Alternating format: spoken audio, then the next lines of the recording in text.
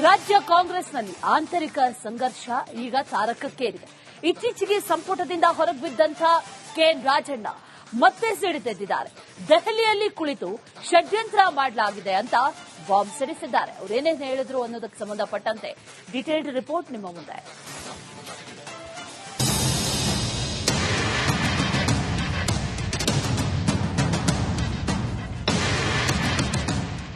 ನಾನು ಮತ್ತೆ ಸಚಿವನಾಗ್ತೀನಿ, ಇದೇ ಅವಧಿಯಲ್ಲೇ ಮತ್ತೊಮ್ಮೆ ಸಚಿವನಾಗ್ತೀನಿ ಅಂತ ಮಾಜಿ ಸಚಿವ ಕೆಎನ್ ರಾಜಣ್ಣ ವಿಶ್ವಾಸದ ಮಾತುಗಳನ್ನಾಡಿದ್ದಾರೆ. ದೆಹಲಿಯಲ್ಲಿ ಮೂವರು ಷಡ್ಯಂತ್ರ ಮಾಡಿದ್ರು. ಇದನ್ನೆಲ್ಲ ಸಹಿಸಿಕೊಂಡು ಸುಮ್ಮನಿರಲ್ಲ ಅಂತ ಮತ್ತೊಮ್ಮೆ ರಾಜಣ್ಣ ಬಾಂಬ್ ಸಿಡಿಸಿದ್ದಾರೆ. ಅಲ್ಲೊಂದು ಜನಗಳು ಕೆಲವು ಡೆಲ್ಲಿನಲ್ಲಿ ವಿರುದ್ಧವಾಗಿ ವ್ಯವಸ್ಥಿತವಾಗಿ ಮಾಡೋರು ಇರಬಹುದೇನೋ ಅಂತ ಅನ್ಕೊಂತೀನಿ. ನಾವು ವ್ಯವಸ್ಥಿತವಾಗಿ ಯಾರನ್ನಾದ್ರೂ ಮುಗಿಸ್ಬೇಕು ಅಂತಂದ್ರೆ ನಮಗೇನು ವಿದ್ಯೆ ಬರಲ್ಲ ಅಂತಲ್ಲ, ನಮಗೂ ಬರ್ತದೆ. ಆದ್ರೆ ನಾವು ಮಾಡಕ್ಕೆ ಸಮಯ ಯಾಕೆ ವೇಸ್ಟ್ ಮಾಡ್ಬೇಕು? ಅದಕ್ಕೆ ಅದೇ ಸಮಯ ಯಾರ ಜನಗಳಿಗೆ ಏನಾದ್ರು ಒಳ್ಳೇದ್ ಮಾಡುವಂತದಕ್ಕೆ ಉಪಯೋಗ ಮಾಡೋಣ ಅನ್ಕೊಂಡು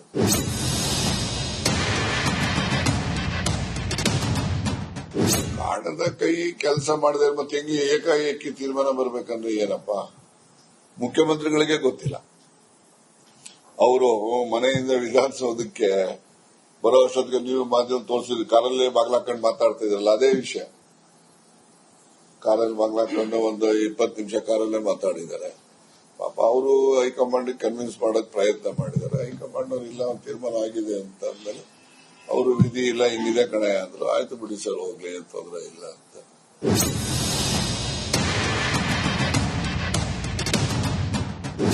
ಇದೆಲ್ಲ ಅಸೆಂಬ್ಲಿ ಕಳೆದ ಮೇಲೆ ನಾನು ದೆಹಲಿಗೆ ಹೋಗಿ ಎಲ್ಲರನ್ನೂ ಭೇಟಿ ಮಾಡಿ ನಾನು ಏನಿದೆ ವಿಚಾರ ಏನು ಅಂತೇಳಿ ತಿಳಿದ ಮೇಲೆ ನಾನು ಕಾರಣ ಏನು ಅನ್ನೋದನ್ನು ನನಗೆ ಗೊತ್ತಾಗ್ತದೆ. ಅಲ್ಲಿವರೆಗೂ ನನಗೂ ಕೂಡ ಏನು ಕಾರಣ ಗೊತ್ತಾಗೋದಿಲ್ಲ. ಈ ತರ ಎಲ್ಲ ಇದೆ. ಬಟ್ ನನಗೇನು ಅಧಿಕಾರ ಹೋದ ಕ್ಷಣಕ್ಕೆ ನನಗೇನು ಬೇಸರನೂ ಇಲ್ಲ, ಏನೂ ಇಲ್ಲ.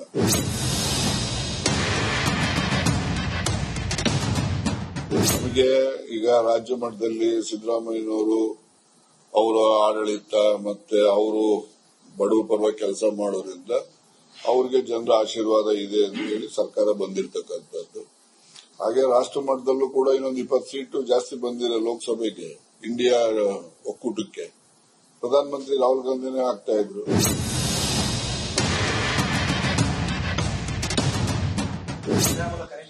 ಶ್ರೀರಾಮುಲು ನಾನೇ ಕಾಂಗ್ರೆಸ್ ಕರ್ಕೊಂಡ್ಬರ್ತೀನಿ ಅವ್ರಿಗೆ. ಶ್ರೀರಾಮುಲುಗೆ ನನಗೆ ಏನಾಗಿದೆ, ಪಾಲಿಟಿಕ್ಸ್ ಅಲ್ಲಿ ನನಗೆ ಹಿರಿತನ ಇದೆ. ಇವರೆಲ್ಲ ಇನ್ನೂ ಚಿಕ್ಕವರಿದ್ದಾಗಲೇ ನಾವೆಲ್ಲ ರಾಜಕೀಯದಲ್ಲಿ ಬೆಳೆದಿದ್ದು. ಆ ಒಂದು ಪ್ರೀತಿಗೆ, ವಿಶ್ವಾಸಕ್ಕೆ ರಾಮುಲು ಹೇಳಿರ್ಬೋದು, ಶಿವನಗೌಡ ನಾಯಕ್ ಹೇಳಿರ್ಬೋದು, ನಮ್ಮ ರಾಜುಗೌಡ ಹೇಳಿರ್ಬೋದು, ಸುರ್ಪುರದವರು ವಿಶ್ವಾಸಕ್ಕೆ ಹೇಳಿರ್ಬೋದು, ಹೇಳಿಲ್ಲ ಅಂತ ಇಲ್ಲ. ನಾನು ಅವ್ರು ಹೇಳ್ಬಿಟ್ರು ಅಂತ ನಾನು ಹೋಗಕ್ಕಾಗ್ತದ? ಯಾಕೆ ಹೋಗ್ಬೇಕು? ಏನಿದೆ, ಕಾಂಗ್ರೆಸ್ ಏನ್ ಕಡಿಮೆ ಮಾಡಿದೆ ನನಗೆ? ದೆಹಲಿಗೆ ಹೋಗಿ ಬಂದ ಬಳಿಕ ಸಿಹಿ ಸುದ್ದಿ ಕೊಡ್ತೇನೆ, ಶೀಘ್ರವೇ ಮರಳಿ ಸಿದ್ದರಾಮಯ್ಯ ಸಂಪುಟ ಸೇರುತ್ತೇನೆ ಎಂದು ಕೆಎನ್ ರಾಜಣ್ಣ ಹೇಳಿದ್ದಾರೆ. ಅವರ ಮಾತು ಸತ್ಯವಾಗುತ್ತಾ ಅನ್ನೋದನ್ನ ಕಾದು ನೋಡೋಣ. ಜಗದೀಶ್, ರಿಪಬ್ಲಿಕ್ ಕನ್ನಡ, ತುಮಕೂರು. ರಾಜ್ಯ ಕಾಂಗ್ರೆಸ್ನಲ್ಲಿ ಆಂತರಿಕ ಸಂಘರ್ಷ ಈಗ ತಾರಕಕ್ಕೇರಿದೆ.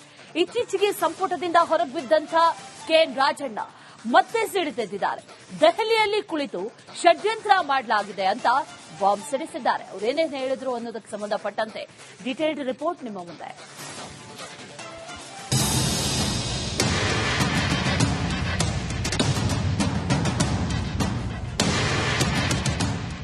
ನಾನು ಮತ್ತೆ ಸಚಿವನಾಗ್ತೀನಿ, ಇದೇ ಅವಧಿಯಲ್ಲೇ ಮತ್ತೊಮ್ಮೆ ಸಚಿವನಾಗ್ತೀನಿ ಅಂತ ಮಾಜಿ ಸಚಿವ ಕೆಎನ್ ರಾಜಣ್ಣ ವಿಶ್ವಾಸದ ಮಾತುಗಳನ್ನಾಡಿದ್ದಾರೆ. ದೆಹಲಿಯಲ್ಲಿ ಮೂವರು ಷಡ್ಯಂತ್ರ ಮಾಡಿದ್ರು. ಇದನ್ನೆಲ್ಲ ಸಹಿಸಿಕೊಂಡು ಸುಮ್ಮನಿರಲ್ಲ ಅಂತ ಮತ್ತೊಮ್ಮೆ ರಾಜಣ್ಣ ಬಾಂಬ್ ಸಿಡಿಸಿದ್ದಾರೆ. ಅಲ್ಲೊಂದು ಜನಗಳು ಕೆಲವು ಡೆಲ್ಲಿನಲ್ಲಿ ವಿರುದ್ಧವಾಗಿ ವ್ಯವಸ್ಥಿತವಾಗಿ ಮಾಡೋರು ಇರಬಹುದೇನೋ ಅಂತ ಅನ್ಕೊಂತೀನಿ.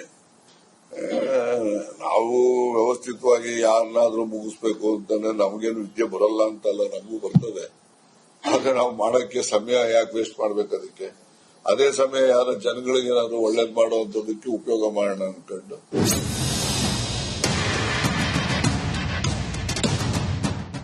ಕಾಣದ ಕೈ ಕೆಲಸ ಮಾಡಿದ್ರೆ ಮತ್ತೆ ಹೆಂಗೆ ಏಕಾಏಕಿ ತೀರ್ಮಾನ ಬರ್ಬೇಕಂದ್ರೆ ಏನಪ್ಪಾ, ಮುಖ್ಯಮಂತ್ರಿಗಳಿಗೆ ಗೊತ್ತಿಲ್ಲ. ಅವರು ಮನೆಯಿಂದ ವಿಧಾನಸೌಧಕ್ಕೆ ಬರೋ ಅಷ್ಟೊತ್ತಿಗೆ ನೀವು ಮಾಧ್ಯಮ ತೋರಿಸಿದ್ರಿ, ಕಾರಲ್ಲೇ ಬಾಗ್ಲಾಕೊಂಡು ಮಾತಾಡ್ತಾ ಇದ್ರಲ್ಲ, ಅದೇ ವಿಷಯ. ಕಾರಲ್ಲಿ ಬಾಗ್ಲಾಕೊಂಡು ಒಂದು 20 ನಿಮಿಷ ಕಾರಲ್ಲೇ ಮಾತಾಡಿದ್ದಾರೆ. ಪಾಪ ಅವರು ಹೈಕಮಾಂಡ್ ಕನ್ವಿನ್ಸ್ ಮಾಡಕ್ ಪ್ರಯತ್ನ ಮಾಡಿದ್ದಾರೆ. ಹೈಕಮಾಂಡ್ ಅವ್ರು ಇಲ್ಲ ತೀರ್ಮಾನ ಆಗಿದೆ ಅಂತ ಅಂದ್ಮೇಲೆ ಅವರು ವಿಧಿ ಇಲ್ಲ ಹಿಂಗಿದೆ ಕಣೆ ಅಂದ್ರು. ಆಯ್ತು ಬಿಡಿ ಸರ್, ಹೋಗ್ಲಿ, ಏನ್ ತೊಂದರೆ ಇಲ್ಲ ಅಂತ.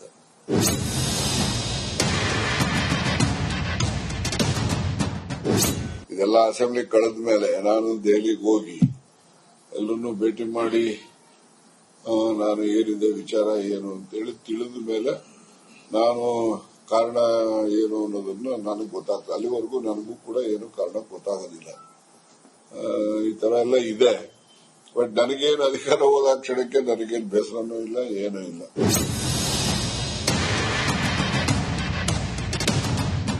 ನಮಗೆ ಈಗ ರಾಜ್ಯ ಮಟ್ಟದಲ್ಲಿ ಸಿದ್ದರಾಮಯ್ಯನವರು ಅವರ ಆಡಳಿತ ಮತ್ತೆ ಅವರು ಬಡವರ ಪರವಾಗಿ ಕೆಲಸ ಮಾಡೋದ್ರಿಂದ ಅವ್ರಿಗೆ ಜನರ ಆಶೀರ್ವಾದ ಇದೆ ಅಂತ ಹೇಳಿ ಸರ್ಕಾರ ಬಂದಿರತಕ್ಕಂಥದ್ದು.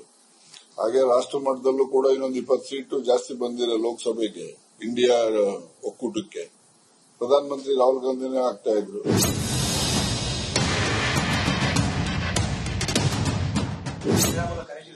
ಶ್ರೀರಾಮುಲು ನಾನೇ ಕಾಂಗ್ರೆಸ್ ಕರ್ಕೊಂಡ್ಬರ್ತೀರ ಅವ್ರಿಗೆ. ಶ್ರೀರಾಮುಲುಗೆ ನನಗೆ ಏನಾಗಿದೆ, ಪಾಲಿಟಿಕ್ಸ್ ಅಲ್ಲಿ ನನಗೆ ಹಿರಿತನ ಇದೆ. ಇವರೆಲ್ಲ ಇನ್ನೂ ಚಿಕ್ಕವರಿದ್ದಾಗಲೇ ನಾವೆಲ್ಲ ರಾಜಕೀಯದಲ್ಲಿ ಬೆಳೆದಿದ್ದು. ಆ ಒಂದು ಪ್ರೀತಿಗೆ, ವಿಶ್ವಾಸಕ್ಕೆ ರಾಮುಲು ಹೇಳಿರ್ಬೋದು, ಶಿವನಗೌಡ ನಾಯಕ್ ಹೇಳಿರ್ಬೋದು, ನಮ್ಮ ರಾಜುಗೌಡ ಹೇಳಿರ್ಬೋದು, ಸುರ್ಪುರದವರು ವಿಶ್ವಾಸಕ್ಕೆ ಹೇಳಿರ್ಬೋದು, ಹೇಳಿಲ್ಲ ಅಂತ ಅಲ್ಲ. ನಾನು ಅವ್ರು ಹೇಳ್ಬಿಟ್ರು ಅಂತ ನಾನು ಹೋಗಕ್ಕಾಗ್ತದ? ಯಾಕೆ ಹೋಗ್ಬೇಕು? ಏನಿದೆ, ಕಾಂಗ್ರೆಸ್ ಏನ್ ಕಡಿಮೆ ಮಾಡಿದೆ ನನಗೆ? ದೆಹಲಿಗೆ ಹೋಗಿ ಬಂದ ಬಳಿಕ ಸಿಹಿ ಸುದ್ದಿ ಕೊಡ್ತೇನೆ, ಶೀಘ್ರವೇ ಮರಳಿ ಸಿದ್ದರಾಮಯ್ಯ ಸಂಪುಟ ಸೇರುತ್ತೇನೆ ಎಂದು ಕೆಎನ್ ರಾಜಣ್ಣ ಹೇಳಿದ್ದಾರೆ. ಅವರ ಮಾತು ಸತ್ಯವಾಗುತ್ತಾ ಅನ್ನೋದನ್ನ ಕಾದು ನೋಡೋಣ. ಜಗದೀಶ್, ರಿಪಬ್ಲಿಕ್ ಕನ್ನಡ, ತುಮಕೂರು. ರಾಜ್ಯ ಕಾಂಗ್ರೆಸ್ನಲ್ಲಿ ಆಂತರಿಕ ಸಂಘರ್ಷ ಈಗ ತಾರಕಕ್ಕೇರಿದೆ. ಇತ್ತೀಚೆಗೆ ಸಂಪುಟದಿಂದ ಹೊರಬಿದ್ದಂಥ ಕೆಎನ್ ರಾಜಣ್ಣ ಮತ್ತೆ ಸಿಡಿದೆದ್ದಿದ್ದಾರೆ. ದೆಹಲಿಯಲ್ಲಿ ಕುಳಿತು ಷಡ್ಯಂತ್ರ ಮಾಡಲಾಗಿದೆ ಅಂತ ಬಾಂಬ್ ಸಿಡಿಸಿದ್ದಾರೆ. ಅವರೇನೇನು ಹೇಳಿದ್ರು ಅನ್ನೋದಕ್ಕೆ ಸಂಬಂಧಪಟ್ಟಂತೆ ಡೀಟೇಲ್ಡ್ ರಿಪೋರ್ಟ್ ನಿಮ್ಮ ಮುಂದೆ.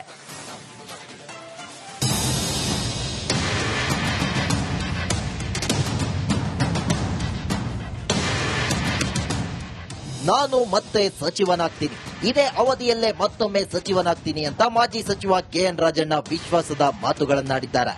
ದೆಹಲಿಯಲ್ಲಿ 3 ಷಡ್ಯಂತ್ರ ಮಾಡಿದ್ರು. ಇದನ್ನೆಲ್ಲ ಸಹಿಸಿಕೊಂಡು ಸುಮ್ಮನಿರಲ್ಲ ಅಂತ ಮತ್ತೊಮ್ಮೆ ರಾಜಣ್ಣ ಬಾಂಬ್ ಸಿಡಿಸಿದ್ದಾರೆ. ಅಲ್ಲೊಂದು ಜನಗಳು ಕೆಲವು ಡೆಲ್ಲಿನಲ್ಲಿ ವಿರುದ್ಧವಾಗಿ ವ್ಯವಸ್ಥಿತವಾಗಿ ಮಾಡೋರು ಇರಬಹುದೇನೋ ಅಂತ ಅನ್ಕೊಂತೀನಿ. ನಾವು ವ್ಯವಸ್ಥಿತವಾಗಿ ಯಾರನ್ನಾದ್ರೂ ಮುಗಿಸ್ಬೇಕು ಅಂತಂದ್ರೆ ನಮಗೇನು ವಿದ್ಯೆ ಬರಲ್ಲ ಅಂತಲ್ಲ, ನಮಗೂ ಬರ್ತದೆ.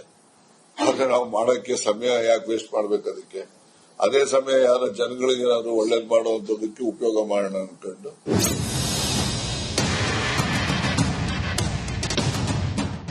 ಕಾಣದ ಕೈ ಕೆಲಸ ಮಾಡಿದ್ರೆ ಮತ್ತೆ ಹೆಂಗೆ ಏಕಾಏಕಿ ತೀರ್ಮಾನ ಬರ್ಬೇಕಂದ್ರೆ ಏನಪ್ಪ? ಮುಖ್ಯಮಂತ್ರಿಗಳಿಗೆ ಗೊತ್ತಿಲ್ಲ. ಅವರು ಮನೆಯಿಂದ ವಿಧಾನಸೌಧಕ್ಕೆ ಬರೋ ಅಷ್ಟೊತ್ತಿಗೆ ನೀವು ಮಾಧ್ಯಮ ತೋರಿಸಿದ್ರಿ, ಕಾರಲ್ಲೇ ಬಾಗ್ಲಾಕೊಂಡು ಮಾತಾಡ್ತಾ ಇದ್ರಲ್ಲ, ಅದೇ ವಿಷಯ. ಕಾರಲ್ಲಿ ಬಾಗ್ಲಾಕೊಂಡು ಒಂದು 20 ನಿಮಿಷ ಕಾರಲ್ಲೇ ಮಾತಾಡಿದ್ದಾರೆ. ಪಾಪ ಅವರು ಹೈಕಮಾಂಡ್ ಕನ್ವಿನ್ಸ್ ಮಾಡಕ್ ಪ್ರಯತ್ನ ಮಾಡಿದ್ದಾರೆ. ಹೈಕಮಾಂಡ್ ಅವ್ರು ಇಲ್ಲ ತೀರ್ಮಾನ ಆಗಿದೆ ಅಂತ ಅಂದ್ಮೇಲೆ ಅವರು ವಿಧಿ ಇಲ್ಲ ಹಿಂಗಿದೆ ಕಣೆ ಅಂದ್ರು. ಆಯ್ತು ಬಿಡಿ ಸರ್, ಹೋಗ್ಲಿ, ಏನ್ ತೊಂದರೆ ಇಲ್ಲ ಅಂತ.